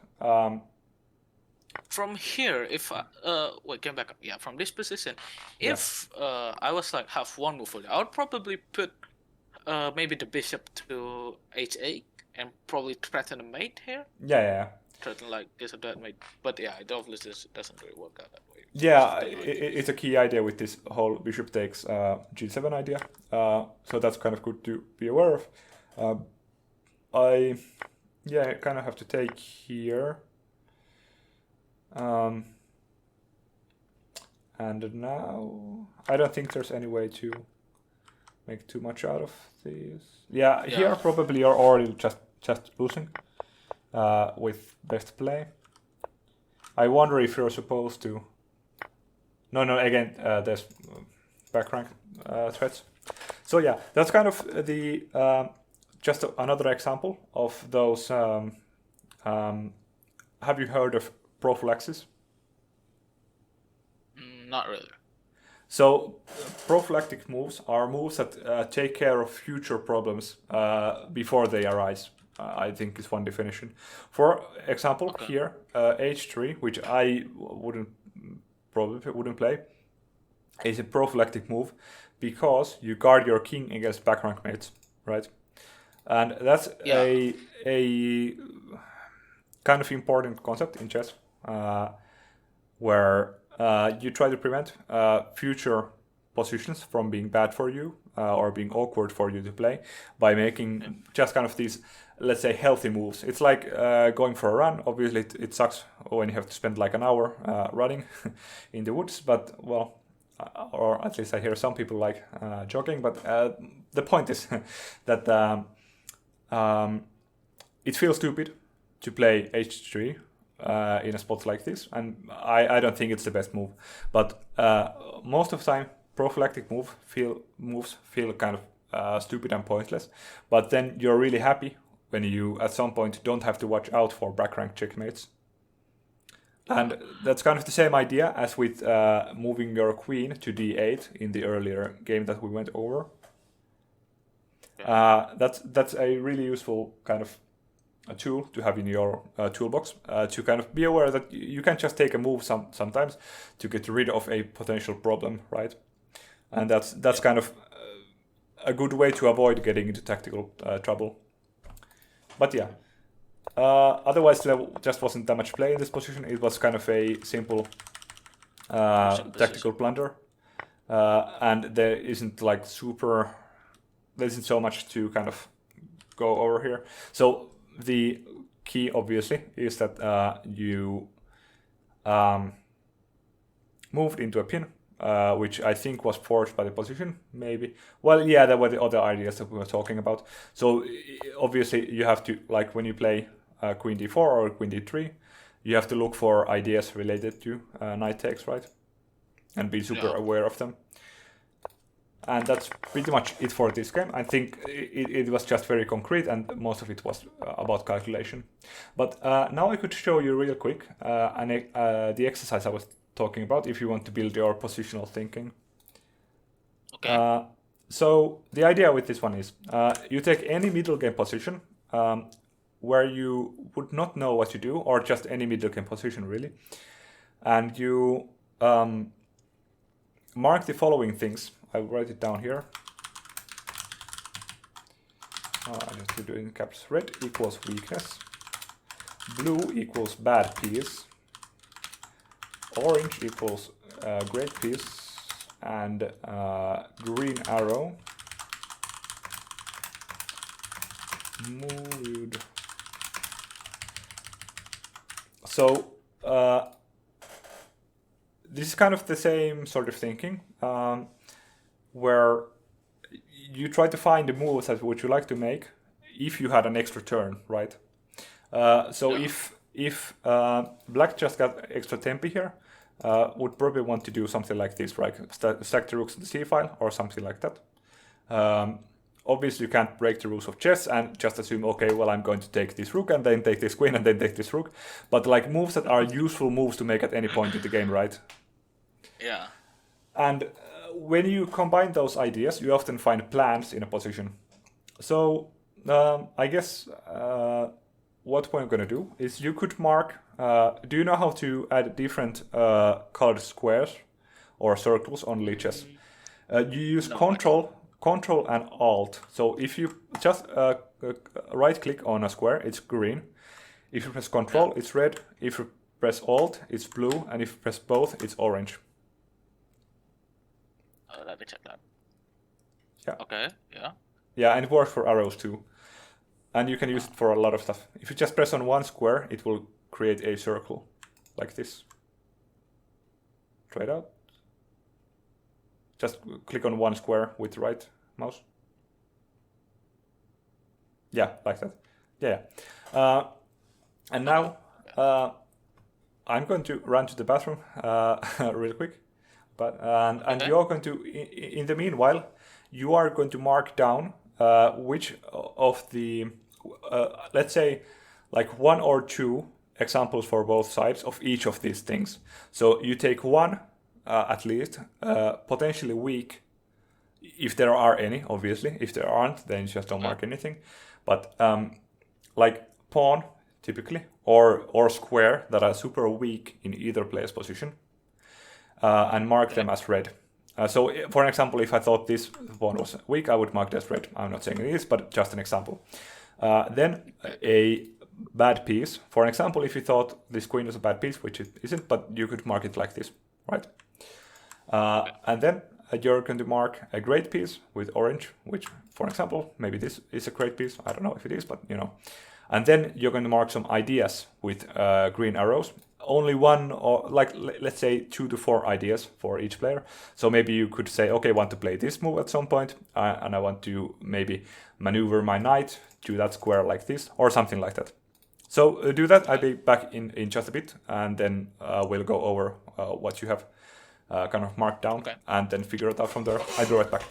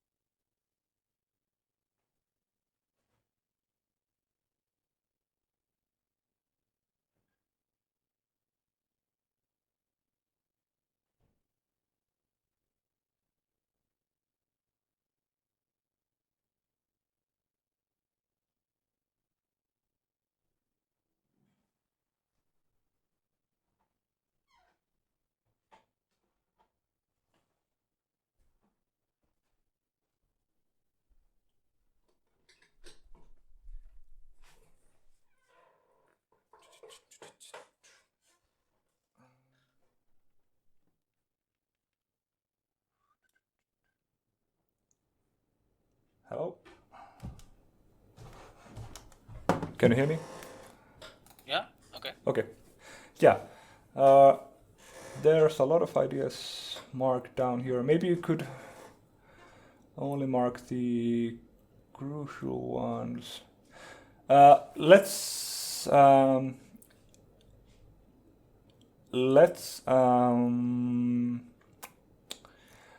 remove one of the bad pieces from white. I think there's one too many there. Like if you mark 3 pieces as bad, it's kind of difficult to kind of figure out a plan from there.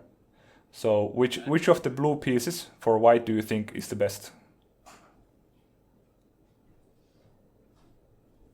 Essentially, I'm gonna say the queen because at least she has a bit of wiggle room, like only a tiny bit though. Okay. But it is more than I can say for the rook and the bishop. I would probably say that the bishop is an okay piece. It looks kind of silly right now, but I think it's like doing an important support role here of kind of defending against a pin on after bishop to g4 and so forth. And maybe you could remove from both players 1 or 2 arrows. Which of the arrows that you have marked are the least important? Probably this one. Okay.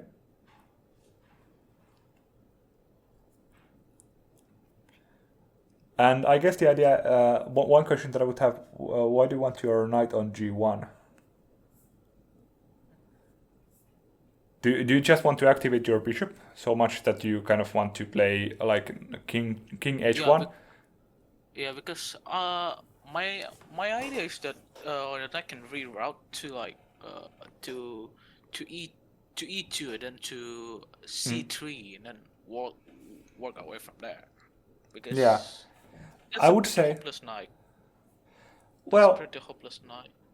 I would argue that you kind of have a misconception here that you think the bishop is weaker than it is, and you also think the knight is weaker than it actually is.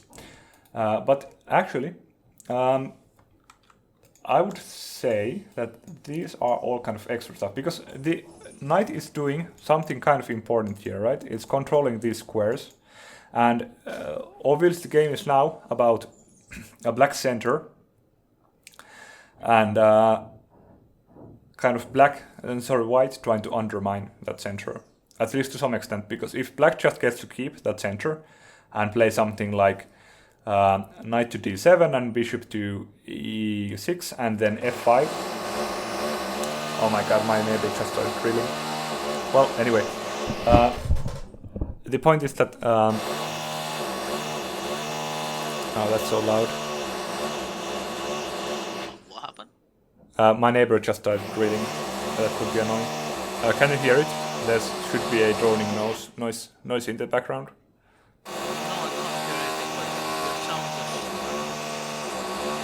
Okay. Well, okay, now I can hear now. Yeah, well, we're just trying to figure it out. So I think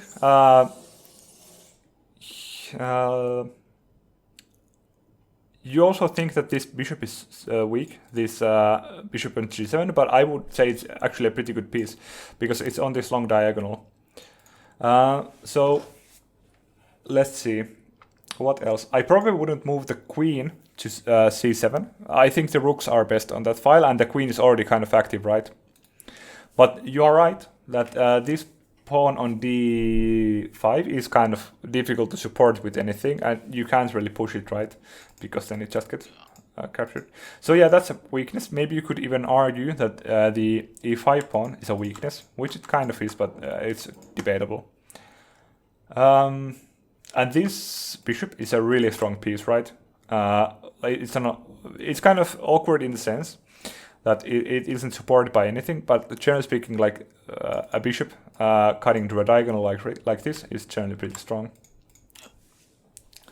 love to like think that any of the bishop are like a strong piece, but in my mind, it's like just tearing down with each other, so you kind of nullifies any advantage those bishops have. So Yeah, because they can just be exchanged for each other, right?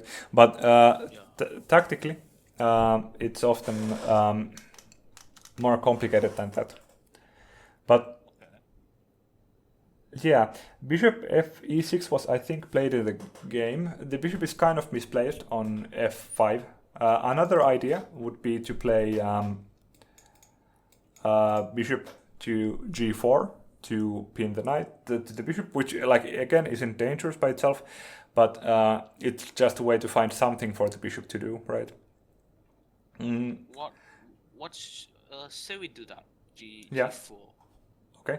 What would you can h3? Yeah, this is a common kind of feature of positions where you have fianchetto the bishop. The idea after bishop g4 would probably be, if you were to play it in this position, your idea would probably be that the h4 pawn, h3 pawn is a weakness that you could abuse later on. I didn't play bishop g4 here for the reason that I don't think it's enough compensation, and there's after bishop to e6, wait a minute, yeah, you just hang the so you would have to play like either bishop to d7, right? And then you just have to ask yourself, is it better to just play bishop to d7 immediately, and is it good for you that the pawn is on h3, right? So bishop to g4, I don't know, it's possibly a move, but I don't know if it's like the best move in this position. I guess it's also like reasonable. Well, no, this is just bad, right? The bishop is then too strong. Yeah, well, I wonder if there's some idea with this, but probably not. Okay, but bishop g4 probably isn't an idea, but it's kind of, maybe I shouldn't mark it as an error, but I kind of did as like a idea in that you could kind of try to abuse in the future. I think b3 is weak for now. It's defended by the queen and the knight, but that could change at any point, right? And black's strength on the c file is that the queen cannot easily move out of the way of defending the rook, so the other rook can't defend it. So if you get like two rooks on the c file, white would have to recapture with the bishop, right? And then the bishop is much worse than it would otherwise be. So stacking the rooks is definitely something that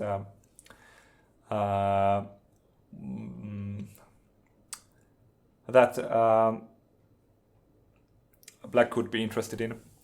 Another idea, I think knight d7 is a move you want to get in. I think knight d7 was played in the game, and then there was e4, but then I think it's actually fine after bishop to e5.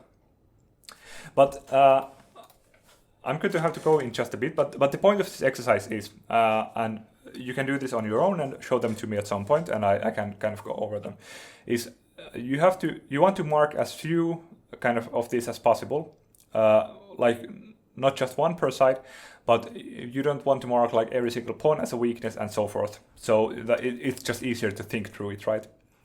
But yeah, I would agree that white wants to get this idea in at some point and so forth. But the point of this exercise is that you want to combine ideas, different features of the position to kind of find good moves, right? If you realize that the bishop is kind of misplaced, you could mark it as blue even here. It's probably not that bad of a piece, but I would say the bishop on f5 is misplaced, right?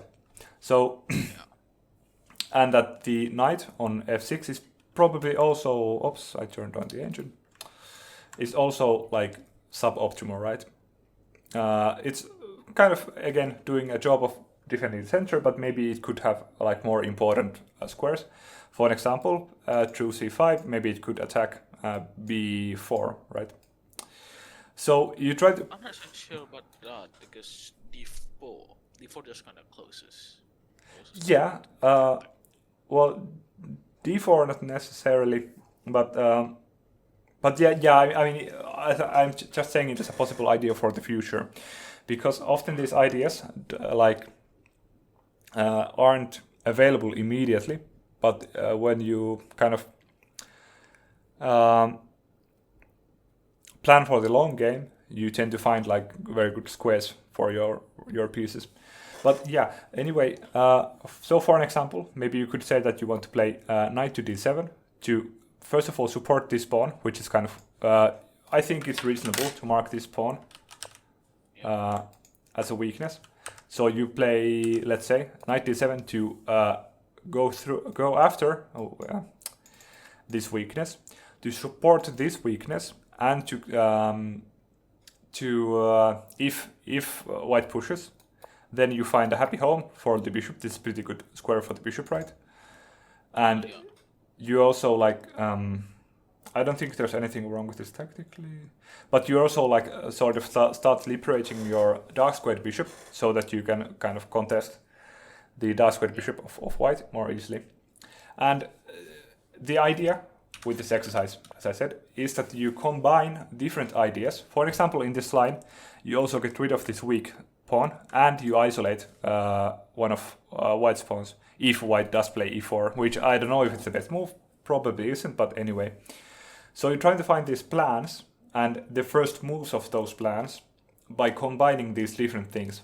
Again, for an example, noting that, well, I don't like my knight or my bishop there, so I'm going to play knight d7 to potentially free them to do all these things. Or you could potentially say, okay, I really want to play on this file, so maybe you could play this. I don't think there's anything wrong with it right now. The one potential problem is, again, this. You are only defending it once and it's attacked twice, so maybe for that reason you want to play knight d7 first, so it's defended by all these pieces, right? And then you go for like rook c7 and rook c8. And if you want to kind of learn to play better positionally, this is a great way to do it, doing a lot of these exercises and especially showing them to stronger players so they can comment on your thoughts on the position. And when you do this enough, you will kind of automatically start seeing it in games, and then you start realizing, okay, this is like for an example that the pawn on b3 is a weakness for now, or that your center pawns are weak and you want to support them and so forth. And yeah, so this is a useful exercise and I think you should do it at some point, especially if you like feel like you're stuck positionally and you feel like that's something you want to improve on. But yeah, that's pretty much it. If you have questions about the games, I wrote down some ideas in them, and I also included another position I'll here. probably look into more of that later. Yeah. But I also included another position for you to try to find some ideas with in the positional exercise I just showed you. So you could maybe try it with this number 9 in the study. But yeah, I guess that's pretty much it. Do you have something specific to ask right now, or? I have a few questions about maybe the most important. There's like few positions in like the games that we didn't touch that Yeah. it says the engine says it's a blunder, but I can't really see why it is a blunder because it doesn't drop pieces or like lose anything tactically. Often it's a question of missing opportunities. Have you tried just following the engine line? If you follow the engine's favorite move in the position, both after the move that is a blunder and before it. If you do, you often find out, okay, there's some tactical reason behind it. Not necessarily. I follow it, but there doesn't really anything that strike it as there's a tactical reason behind this. Just like it's a blunder. Just why? I follow the line. Just I mean, see anything in that. Yeah, I mean, often they are kind of difficult, and engine analysis is like notoriously misleading at times. So you should kind of approach it with a